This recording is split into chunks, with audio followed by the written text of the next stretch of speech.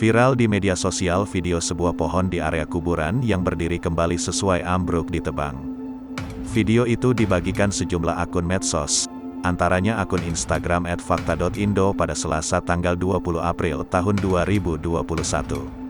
Dalam video itu terlihat batang bagian bawah sebuah pohon yang cukup besar. Pohon itu nampak ambruk di tanah, bagian dahan dan daunnya pun sudah habis digergaji.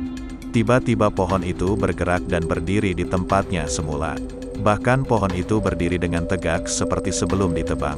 Seorang pria berpeci hitam yang melihat kejadian itu pun langsung kaget. Pohon yang ditebang di daerah kuburan ini, berdiri dengan sendirinya, tulis keterangan pengunggah. Sontak video ini pun mendapat banyak komentar dari netizen.